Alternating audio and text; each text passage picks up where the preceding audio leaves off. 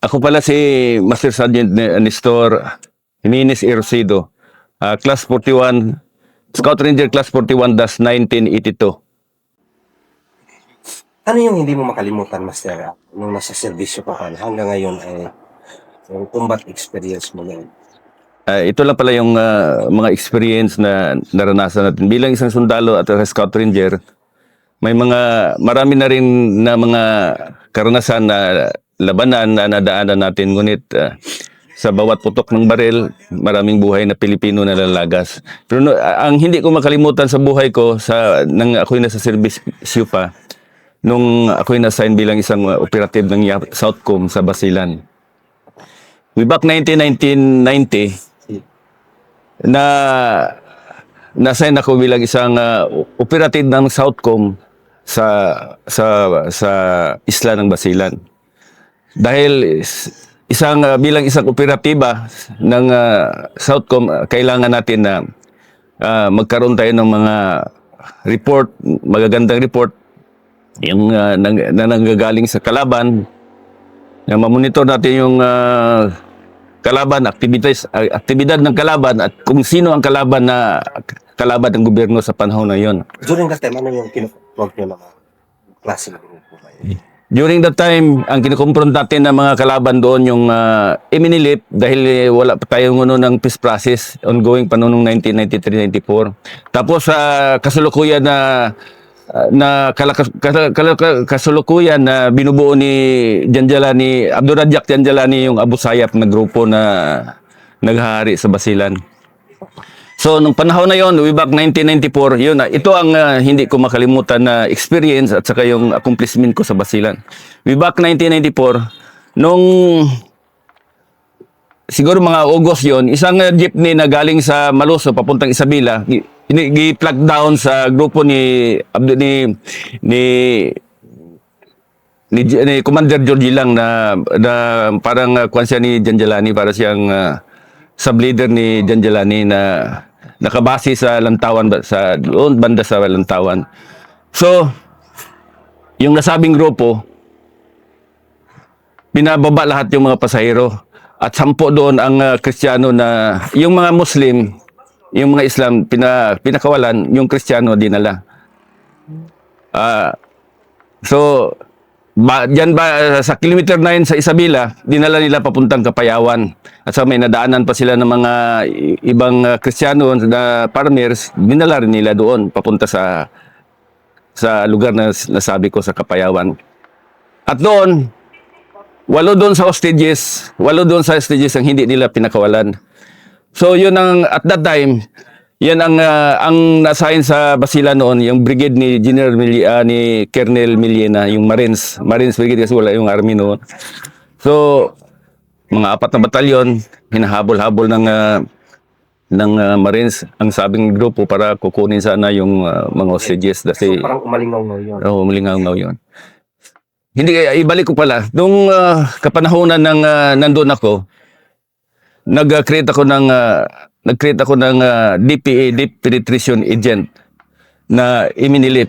At saka yung grupo ni Haji Tahir Pilandok, yung iminilip commander ng Sampinit mismo sa area, nakuha ko yun. Naging DPA, naging asset ko dahil sa kanyang anak. Kasi yung kanyang anak sa Isabela, yun ang pinagtaktahan ko na hindi galawin ng sundalo, ng mga marino. Kasi once may isang bisis gani na nangyari, na sinundan kami noon ng operatiba ng Marines dahil gusto ganyanin yung anak niya, yung asset ko. So, namalayan ko, bumaba ako, pinauna ko yung bata, nag-down ko yung operatiba ng Marines. Kilala naman nila ako dahil sa panahon na yon, every month mayroon kaming ITF conference sa brigade. So, sinabi nila na subject for liquidation nila yung nasabing individual dahil yun ay ang confirm yun na nagbibigay ng mga bala at saka siyempre magulang niya at saka pamilya niya sa laban. So sabi niya, kausapin mo si Captain Kalimag, yung G2 ng Marines. So sumama ako sa brigade. Nag-usap kami ni Captain Kalimag dahil doon.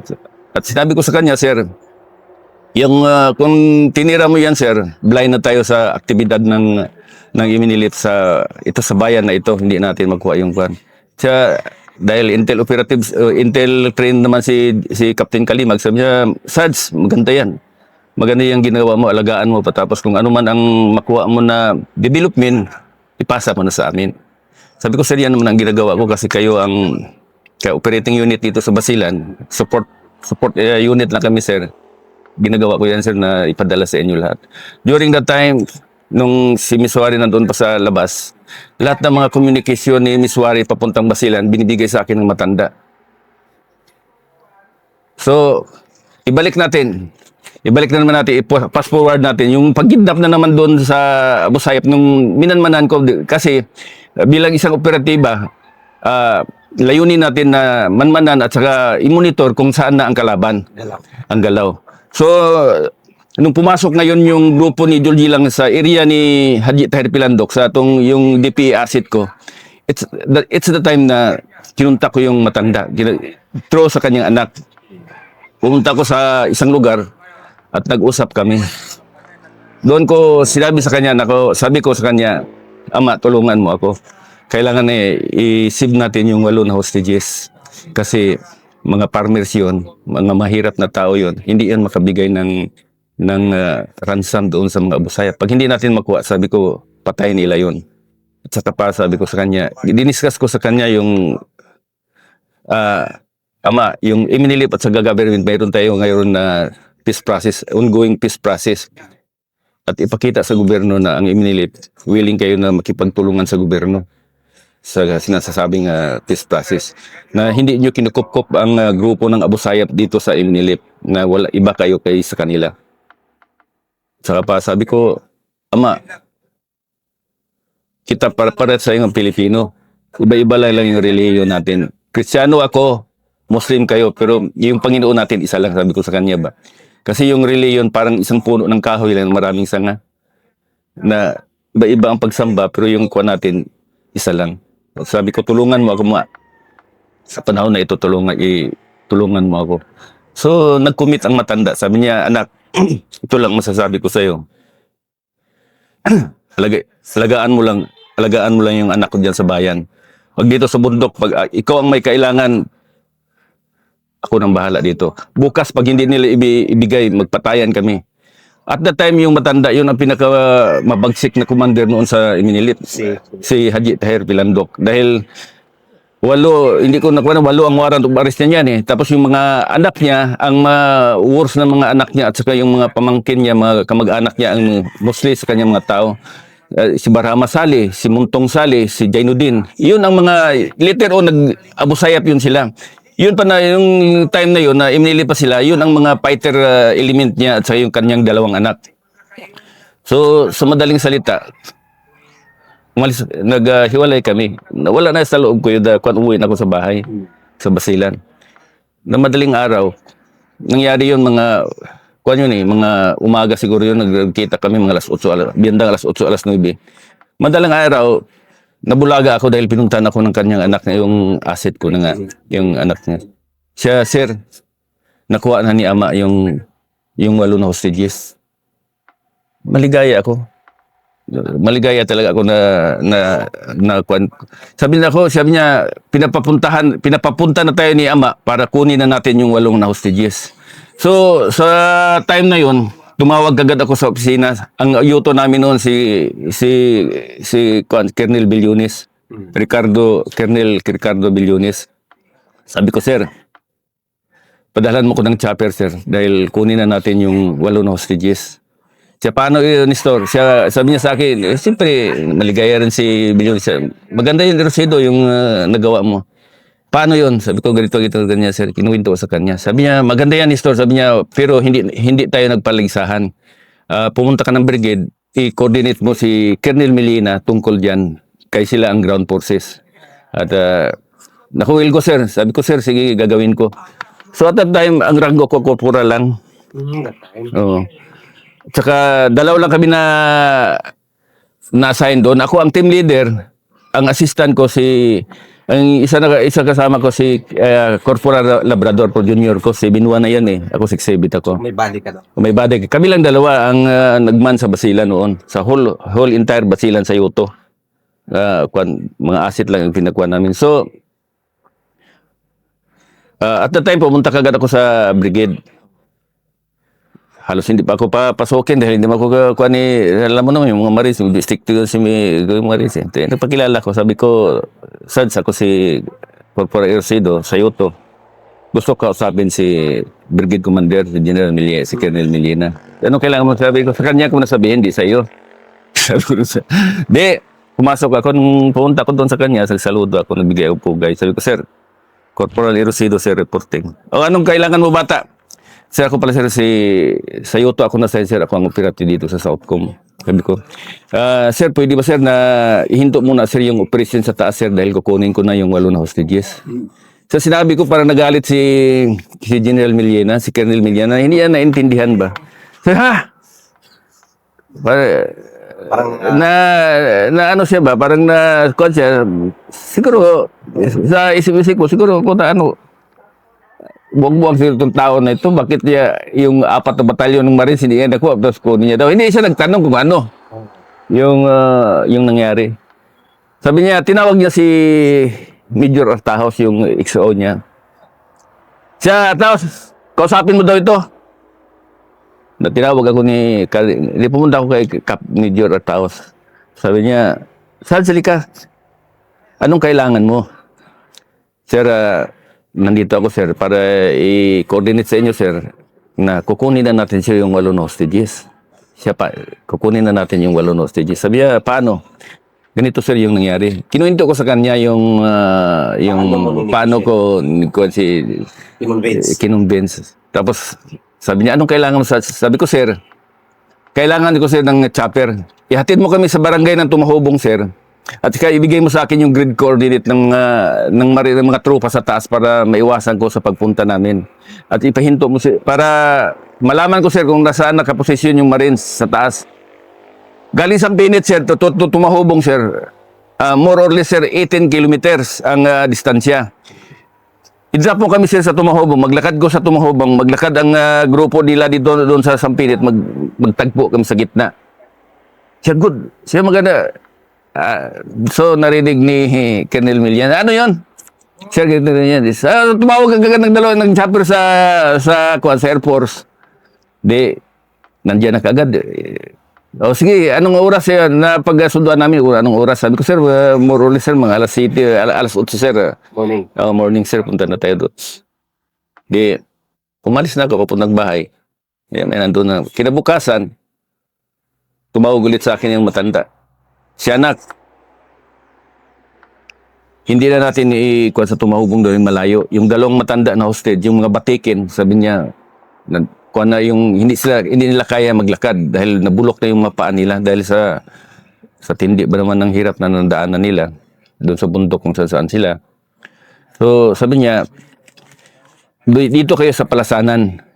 Yung Palasanan, dito tayo sa Palasanan magkita. Doon kayo sa ano yun? Ano yung barangay doon? Masira. May barangay doon sa Kapatagan, sa may Upper Kapatagan. Diyan ka ibigay mo sa yung anak ko, alam niya kung saan kayo magdaan. Pero iwasan nyo lang yung grupo yung 2 Eminilip Commander diyan na si Commander Ritz at saka si Commander Abugao. Iwasan nyo yan. Sabi niya, ibigay mo sa anak ko kay tata. So, binigay ko ang ICOM sa anak niya, nag-usap sila. Sa panahon na pala na yon, naghintay na sa akin yung Marines doon si Millena, sa brigade. Nung pumunta ko doon, sabi ko sa kanya, sir, may changes, sir, eh. Hindi na sa Tumahubong, i-drop na lang kami, sir, sa Calvario. Calvario dyan, isang barangay yan dyan sa Basilan na adjacent siya sa Sampinit, pinakalas nga. Doon na kami nagsimula, sir, na maglakad. So, sa madaling salita, fast forward, mga 10, hinatid na kami ng Humvee at saka mga kwan. Yung kasama ko noon, 4 kami. 2 kaming sundalo, 5 kami, 2 kaming sundalo, 3 ang asit. Yung 2 asit na yun na sumama, pamilya nila yung isa ang dalawang nakidnap doon. So, naglakad ako. Wala akong dalang baril. Sabi ko, medyo kinabahan din ako kasi first time ko ma-meet yung mga grupo na yon, mga notorious yun noon sa Basilan. Para sinakripisyo mo na yung Oo. buhay mo. Wala na akong kuan ko lang doon na masid natin yung magawa natin yung tungkulin natin bilang isang sundalo. So, ang dala ko lang doon, 2 granada. At sa sinabihan ko rin yung assistant ko na si Corporal Labrador na kubadi, magdala ka rin ng granada. Kung ano-ano man ang mangyayari sa atin, automatic na sacrifice na rin itong buhay natin. Sabi ko sa anak niya rin, sigurado ko, sabi niya, inassure naman ng anak ni Commander. Sabi niya, walang mangyayari sa atin, sir, sabi niya. Kung malagas ka sa kaliwa, ako sa kanan, sabi niya, malagas tayo lahat. Sa kuwan ng Panginoon, naglakad kami papunta doon. Siguro, nagpatid kami nagsimula kami naglakad siguro mga alas 11 siguro ng tanghali. Nagtagpo kami sa area. Naglakad din sila doon from Sampinit. Naglakad din kami ng ganyan. Dito kami in between yung Palasanan, Mount Palasanan, yung Santa Clara. In between Lamitan and Isabela, may Santa Clara, yung dyan ng Santa Clara Rubber Plantation. Diyan kami dumaan papunta doon sa taas. Iniwasan kasi namin yung grupo ni Commander Ritz at saka ni Ambugaw. So, mga bandang mga alas 4. Pero habang naglalakad kami, siyempre, nagtatawagan kami si Commander yung matanda. Sabi niya, anak, malapit na kayo. Nung nalapit siya dito sa isang high ground, akit tayo. Pag high ground, medyo, nandun na yung matanda. So, pero hindi ko man nakita yung mga sakop na tao niya, nagtatago pa sa mga daan ba. Medyo malayo. Iyakap po. Salamat. Kininda niya sa akin kung ano ang nangyari, paano niya kinuha yung kwan. Kasi yung pala, sabi niya, yung nagbantay sa Abu Sayyaf, sa mga hostage na 8, 7 Abu Sayyaf lang. Tapos mga more than 1 kilometer, ang blocking ng main group nila, malayo yung kwan, yung dinala ng hostage. Tapos yung main group nila, nagba-blocking dito. Pag bakbakan dito, mag-advance yung marin, nagbakbakan sila, wala dito ang hostage doon sa Sa pinuntahan niya, ay mga 40 sila. Tinutukan niya. Bigay mo sa akin, sabi niya, ibigay mo sa akin yung hostage. Pag hindi, Commander, sabihin mo kay Commander Judy, sabihin mo kay Commander nilang kinuha ko. Sabi niya kasi pumasok na kayo dito sa area ko. Kung sana hindi ko kayo pakialaman kung nandoon na kayo sa lantawan sa area nyo. Sabi masira yung negosasyon namin ng gobyerno at saka ng kung hindi nyo. Ikunin mo, sabihin mo kay Commander na kinuha ko. Kinuha ko yung hostage. So, walang nagawa yung 7 na tao ng Abu Sayyaf kasi overpower pa sila. At that time, mga 40 yung dala ng matanda ng mga followers siya. Puro mga high power talaga, mga armas. Mga important G1, M23. So, yun ang kinuwento sa akin ng matanda. Tinanong ko sa kanya, ama, nasaan yung 8? Siya, nandun, pinakain ko na ganyan. Tapos, lumabas na yung mga tao. Lumabas na kayo, yung mga grupo niya. Doon ko nakuha. May dala akong kamera. Kinuha ko yung uniforme ng matanda. Ginanyan ko yung nagpa-picture kami. Doon ko nakunan lahat yung mga iminilip ng mga noon, pati sila ni Barhama, sila ni Muntong Sali, buhay pa yung mga yun ang mga titigas eh. Mga bata pa sila, at that time yung mga 20 lang, 21, 22 lang, mga fighter, mga talaga, mga katawan. So, isang niya, sa lahat sila doon, isa lang ang tao doon na marunong Managalog at saka mag-Bisaya, hindi ko na mabanggitin. Yun ang yung naging ko later on. So, tapos pinadalanan niya kinuhanan niya yung lumapit na anak ko doon sa 8 na hostages. Tinanong ko sila. Pero okay naman daw, pinakain sila, grabe daw ang hirap na dinanan nila. Dahil sa lahat na buhay nila, lakad, dala sila ng mga gamit ng Abu Sayyaf, mga bala, mga pagkain. Tapos kung malapit daw yung Marines na mukanan, tapaka daw yung ulo nila, tapos kung ano ng ganyan ng abusat, huwag kayong maingay, pag maingay, putol, patay kayo kagad. Yun ang naranasan nila habang doon sila sa kamay ng mga abusaya. Palakad doon, palakad dito. Yung dalawang matanda, yung Batikin family, matanda na yun eh. At that time, mga 60 plus. Siguro tanda ko na rin, mga 68, 69, mga farmers. So nahirapan sila sa paglakad ng bundok na malapit sa malapit isang buwan na hostage sila. Yun ang araw-gabi yung lakad nila. O yung ginagawa nila. So nagpasalamat ako sa matanda. No, pagkatapos noon, pero dinalhan ko rin sila ng pasalubong. Nagdala ko ng naghingi ako ng operasyon kuwan sa expenses sa opisina. Binigyan rin ako ni CEO. Tapos binili ko sila ng 2 sako na pan na tinapay at saka 5 rim na sigarilyo na mga kwat, mura lang naman noon eh. Yun ang mga panglubag, panghayamuro ko sa kanila. Maligaya rin sila. So, mula noon, kinuha ko na yung mga kwat, tinawag ko na sa opisina sa yung mga pangalan. So, habang tinatawag ko, yung mga Marines, makulit rin eh. Yung mga G2 ng Marines. So, hindi ko muna i-enter rin yung Marines. Siyempre, unahin ko yung unit ko, yung Southcom. Sabi ko, sir, ganito, buhay lahat.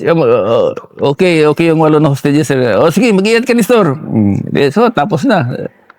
Ngayon, hindi, naglakad lang kami. Tapos, binigay ko na rin sa Marines. Yung, nandito na kami sa area na nakuha ko. Sa akin na yung 8 na hostages. Sir, maganda. Sabi na, naghintay na si General Milena doon sa Kapatagan sa Calvario. Kasi doon kami, sabi ko, sir, diyan kami mag-exit sa Kapatagan. So, sa madaling salita, fast forward, siguro mga alas 4:30, alas 5 yun, naglakad na kami pupuntang baba. So, naglakad na kami ng mga 10 kilometro. Hindi lang siguro, mga 20 o 15. Kanyan, hindi ko lang maano, baga sa bundok eh. Kasi may iniiwasan kami. So, nang dumating kami doon sa Kapatagan, tinan-over ko na kay General Milena. Sir, nandito na. Siyempre. At nandun pa yung reporter noon na si Arlene de la Cruz. Siya ang nag-cover noon sa pagkuha ng hostage. Siyempre, wala na ako doon sa eksena sila na. Hanggang nung pumunta ko sa brigade, binigyan rin ako ni General Milena ng panghayambora. Binigyan ako ng 20 mil, siguro sinubri niya. Tinawag ko yung 8 ko na grupo ng mga asset ko. Sabi ko, itong 5,000 ibigay mo sa matanda. Sabi ko sa kanya, sa tigulang. Ang 3,000 binigay ko sa anak niya. At kami, 3,000 kami, may sobra pa na konti. So, tagin natin, kain, inom. Yun ang hanggang pero sa maniwala at saka hindi ako na-promote doon, hindi man lang ako nabigyan ng award sa ginawa ko yun. Pero on the time, dahil dito sa operational kuan na ito, pinapapunta ako ng Manila. Pinapa-report kami sa G1 nito. Hindi ako pumunta kasi sabi ni kuan noon, kasi parang wala sa isip ko, corporal pa ang kuan ko noon eh. Kasi noon sa batalyon, kung may kuwan ka, tawagan ka lang, ma-promote ka na. Hindi ako pumunta doon sa G1. Kaya, alam ng Southcom yun, sabi ko, sir, nasa na yung promotion namin? Hindi ako na kuwan doon. Pero yung mga dito ng mga Marines doon, lahat sila promoted doon sa nagawa ko na kuwan. Nagawa ko namin na operasyon. At saka may isa pa. Pero ano yan, Master? May singit lang ako. Kahit hindi ka na-promote doon, masaya ka pa rin. Masaya rin ako. Masaya ako doon dahil hindi na kailangan na ma-promote man ako, malaman ng buong bansa, ng buong Pilipinas na kuwan. Ang importante nagawa ko yung tungkulin ko bilang isang sundalo at saka ranger na pwede natin i-snake yung kalaban sa gitna ng kagubatan na walang buhay na mawala, walang pira na masayang sa gobyerno. Hindi ko hindi ko iniisip na makilala, hindi. Yung sa atin trabaho lang dahil mababa lang yung kuha natin. Ano yung pakiramdam na makasave ka ng... Maligaya ako. Maligaya yung pakiramdam ko at siguro kuha rin ako ng buhay ko sa Panginoon dahil natulungan ko sila sa panahon ngayon. Successful rin ako sa mga anak ko dahil lahat ng mga anak ko naman nakatapos. May CPA ako, 3 ang nurse ko. Nandun na sila sa abroad. So in return, siguro Panginoon na yung naghatag sa akin ng kwan noon reward sa nagawa natin. Yun na naman yung kwan natin bilang isang sundalo. Tungkulin natin na makatulong sa kapwa natin sa mga sibilyan na nangailangan ng kwan natin ng serbisyo natin dahil sayang naman yung pira ng gobyerno na binabayad sa atin na hindi natin gampanan yung ating tungkulin. Kahit buhay pa ang kapalit natin, hindi natin